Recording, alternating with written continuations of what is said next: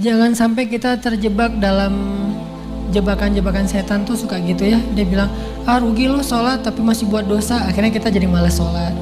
Padahal sholat itu cara kita untuk ninggalin dosa. Inna sholata tanhal fahsya'i wal munkar. Itu sifat dari sholat itu mencegah kita dari dosa.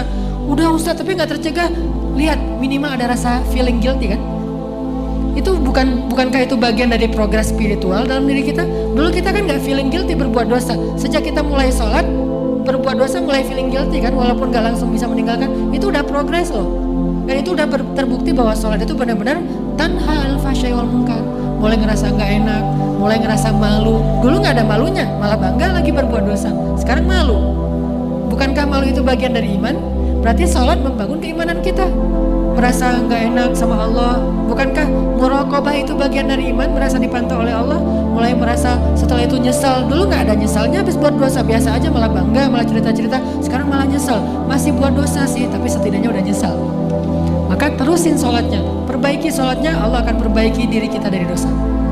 Jadi fokus kita perbaiki sholatnya. Oh mungkin sholat kita masih kurang tepat waktu. Oh mungkin sholat kita masih belum di masjid. Oh mungkin sholat kita belum di shaf pertama. Oh mungkin sholat kita belum banyak tambahin dengan gimmick sunnah-sunnahnya. Oh mungkin sholat kita belum banyak ditutup dengan istighfar setelah sholatnya, doa dan seterusnya. Perbaiki sholat kita, Allah akan perbaiki hidup kita.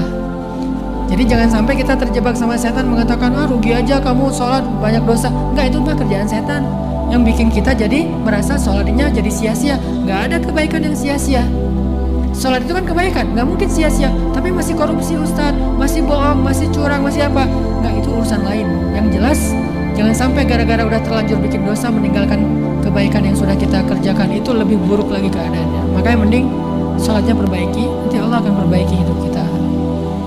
Ini persepsi yang harus kita bangun ya. Jangan sampai terkesannya nggak usah lah menghijabi kepala daripada kita udah berhijab tapi masih suka ngomongin orang. Mending kita menghijabi hati. Gak ada menghijabi hati, karena menghijabi hati itu sesuatu yang buruk.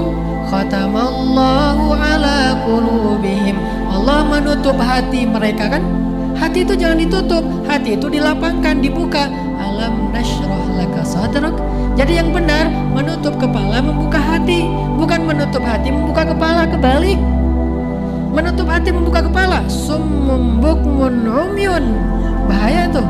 Khatamallahu ala qulubihim. Bahaya tuh kalau menutup hati. Tapi kalau menutup kepala, membuka hati, memang harusnya kayak gitu. Jadi bukan sebaliknya, menutup hati, membuka kepala. Ini persepsi umum yang disebut dengan syubhat. Pemahaman-pemahaman yang keliru di antara umat Islam yang mudah-mudahan bertahap kita perbaiki. Termasuk tadi, sia-sia sholatnya masih bikin dosa. Enggak, justru dengan sholat dia bikin dosanya udah mulai merasa bersalah. Udah mulai merasa malu, udah mulai merasa menyesal setelahnya, udah mulai mengurangi sedikit-sedikit walaupun belum bisa maksimal.